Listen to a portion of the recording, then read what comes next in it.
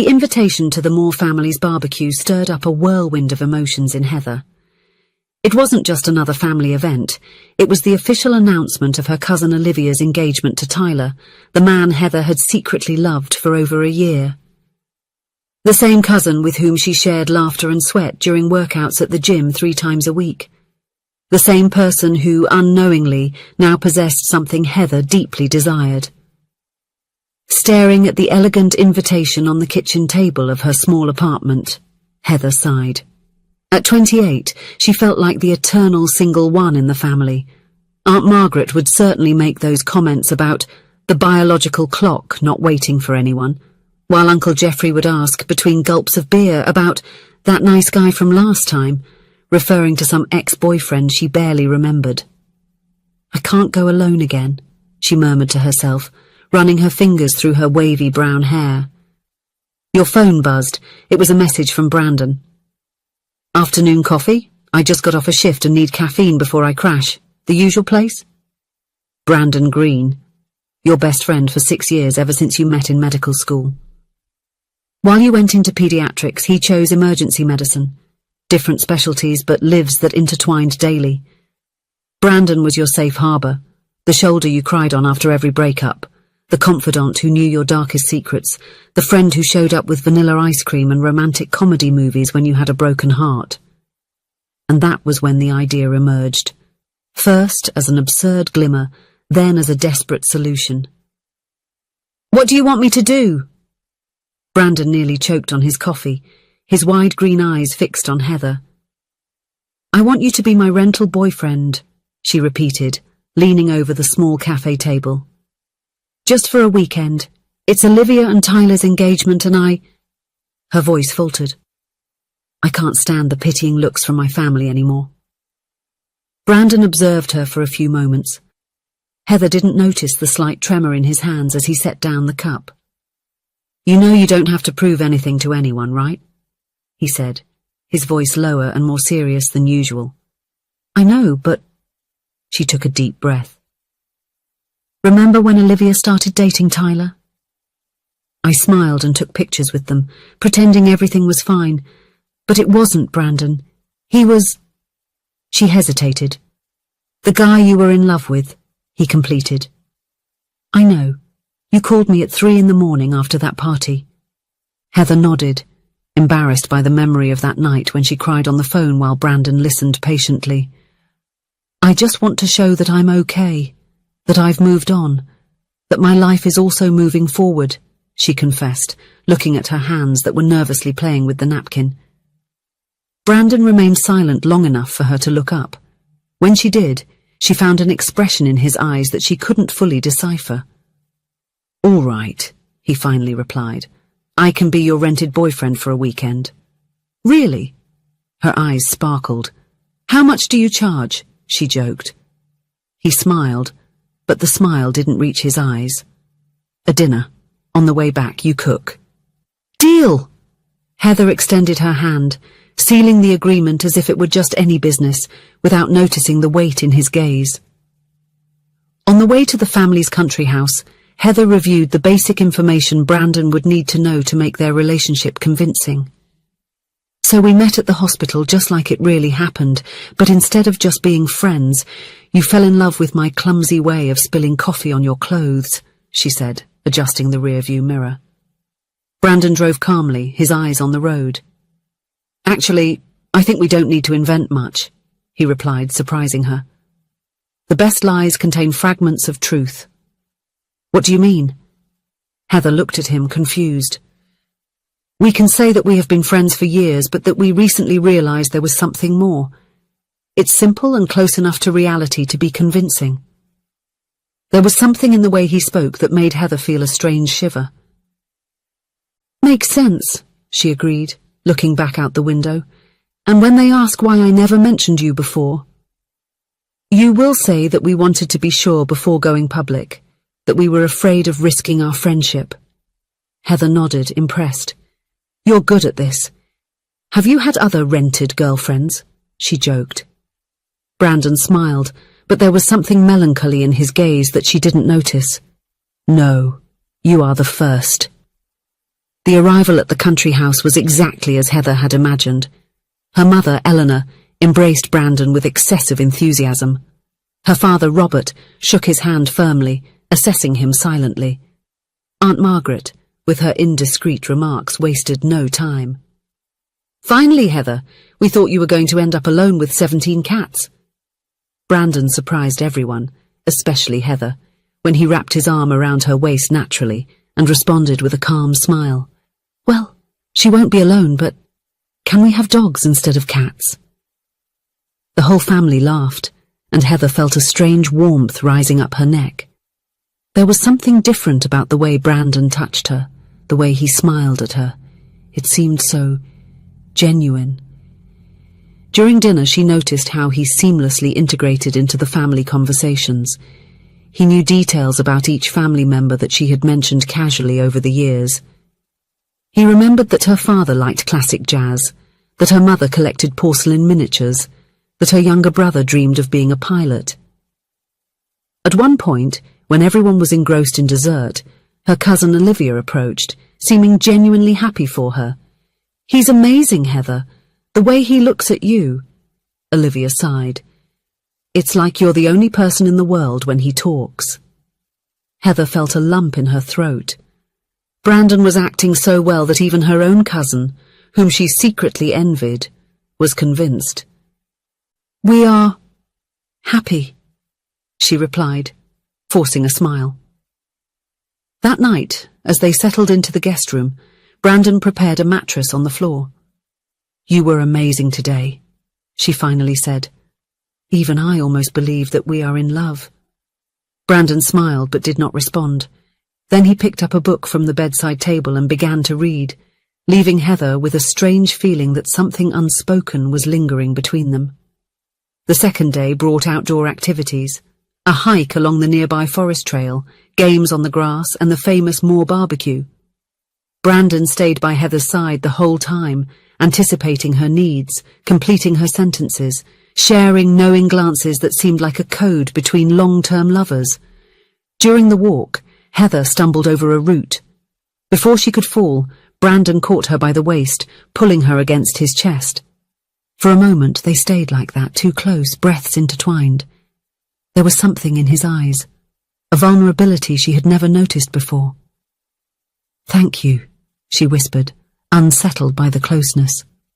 "Always," he replied, and the word seemed laden with hidden meanings. In the afternoon, while everyone was playing cards on the porch, Tyler approached, bringing lemonade. It was the first time he was alone with the couple since his arrival. "You two make an incredible pair," he commented, sitting down. "Brandon, man, I've never seen anyone so attentive to another person's every move as you are with Heather." Brandon smiled, his eyes never leaving her face. "It's easy to pay attention when you really care." Tyler nodded, thoughtful. "You know, Heather, I think you've finally found someone who truly sees you." Tyler's words stayed with her for the rest of the day, echoing in her mind as she watched Brandon interacting with his family. There was a naturalness to him that didn't seem like an act. And the more she watched, the more she noticed the little gestures, the hand that always found hers at the right moments, the gaze that sought her out in a crowded room, the smile that he saved just for her. At night, in the hammock on the porch under the starry sky, Brandon would tell stories about his shifts at the hospital, making the family laugh.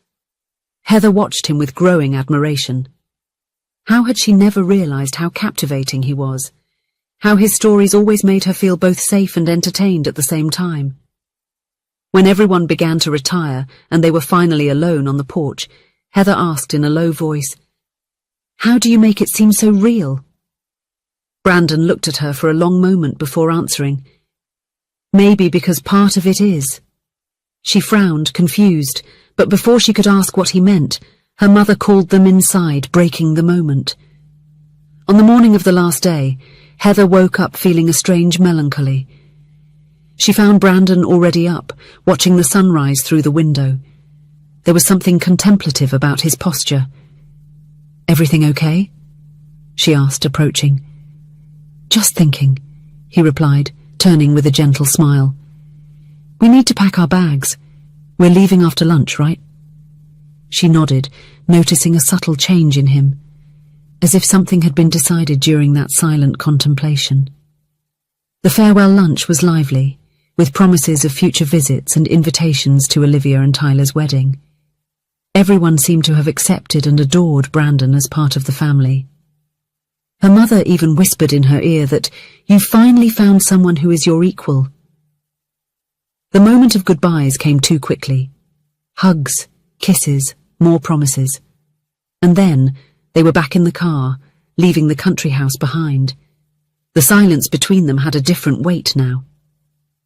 Heather watched him drive, noticing the tension in his shoulders, the way his hands gripped the steering wheel. "It was a perfect weekend," she said, trying to break the silence. "You were amazing. Thank you for doing this for me." Brandon just nodded, his eyes fixed on the road. "Everyone loved you. My mum is probably already planning our wedding," she joked, trying to ease the tension. When he didn't respond, Heather touched his arm.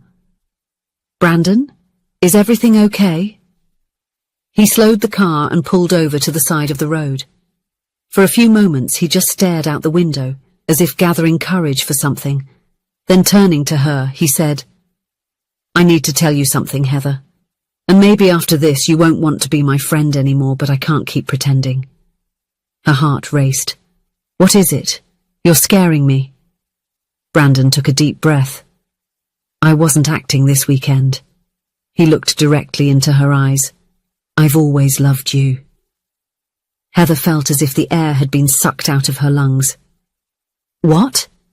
"From the first day at college, when you spilled coffee on my white shirt and offered me your own jacket to cover the stain, even though it was 2 sizes smaller than mine." A sad smile appeared on his lips. "I knew there was something special about you." Heather shook her head, incredulous. "You're joking. Is this part of the act?" "We can stop now, Brandon. We're alone." The pain that crossed his eyes was like a stab. "It's not an act, Heather. It never was. Why do you think I never date anyone? Why am I always available when you call me crying over another guy?" His voice was filled with restrained emotion. "I've always loved you. I just never had the courage to say it because I'm afraid of losing you completely." Heather felt the tears burning her eyes, the reality hitting her like a wave. "But we're friends. Best friends." "Yes, and I value that more than anything." He looked away. "That's why I never said anything. That's why I accepted being your rented boyfriend. Because I'd rather have you like this than not have you at all." The silence that followed was deafening. Heather didn't know what to say. The whole weekend began to reconfigure in her mind. Every look, every touch, every word. They were not performances. They were truths she had never seen. "I'm sorry," she finally said. "I never realized." "It's not your fault." Brandon turned the car back on. "I didn't expect you to notice. I don't expect anything from you now. I just needed to be honest, at least once." The rest of the journey passed in silence. When they arrived at her apartment, Brandon helped with the luggage and said goodbye with a quick and distant hug, so different from the hugs they had shared during the weekend. "Brandon," she called when he was already at the door, "that dinner I owe you." He smiled, but there was sadness in his eyes. "Another day, maybe. I have an early shift tomorrow." And then he was gone, leaving Heather alone with thoughts she couldn't organize and feelings she didn't know how to name. 2 weeks had passed. Brandon had left for a medical exchange program abroad, something he had briefly mentioned months before but which Heather never imagined would be so sudden. Their messages were now formal, distant, small reports of their separate lives without the intimacy they once shared. Heather's apartment, once full of his presence with his comments about bad movies and his contagious laughter, now felt strangely empty. She found herself looking at the couch where they so often shared popcorn and conversations until dawn. At the kitchen where he taught her how to make pancakes without burning them. At the bookshelf where some of his medical books still lay, forgotten among hers. It was on one of those nights, wrapped in the blanket he always used during their binge-watching sessions, that Heather finally admitted to herself. She missed Brandon, not just as a friend, but as an essential part of her life. As someone without whom the days seemed incomplete. Revisiting memories, she realized how much time they spent together, how he was the first person she called with good news, how her day instantly brightened when she saw him, how her heart always raced a little when he hugged her, something she always attributed to the comfortable familiarity of friendship. Perhaps, she thought as tears ran silently, love wasn't the bang she always expected. Maybe it was this constancy, this certainty that no matter what happened, there would be someone who understood her completely. Someone who chose her every day, even when she didn't realize she was being chosen. The next morning, Heather did something she never imagined doing. She bought a plane ticket.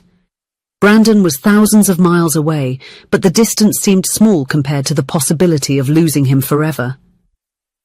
2 days later, standing at the door of the small apartment he rented abroad, with her heart pounding in her chest, she rang the doorbell. When the door opened and his green eyes, wide with surprise, met hers, Heather knew she was home. Without words, she extended her hand, offering him a small package. "What is this?" he asked, puzzled. "The dinner I promised you," she replied, showing the ingredients she had brought. "I thought instead of waiting for another day, I could cook for you today." Brandon looked at her for a long moment, as if trying to understand what it meant. "Heather, you didn't need to come all the way here to—" "I needed to," she interrupted, taking a step forward, "because I realized something I should have seen a long time ago." She took a deep breath, gathering courage. "I love you too, Brandon. Not as a friend, as someone without whom I can't imagine my life." The silence between them felt like an eternity. Then, slowly, Brandon fully opened the door, a smile beginning to form on his lips. "I think we need more than a dinner to discuss this," he said, gently pulling her inside. That night, under the lights of a foreign city, they cooked together, laughed together, and relearned to look at each other not as friends who had known each other for years, but as two people discovering a new beginning. One that had always been there, just waiting to be recognized. And when he kissed her, Heather finally understood what everyone had seen during that weekend. It was not acting. It was simply love, in its purest form, finally free to be seen and felt in all its intensity. From a rented relationship was born the reality that both had always desired, proof that sometimes true love doesn't need to be found. It is already there, right in front of our eyes, just waiting for us to learn to see it with our hearts. If you enjoyed the story, please leave a comment with a rating from 1 to 5 to show how much you liked it. Also, watch the video that is now appearing on your screen. See you soon.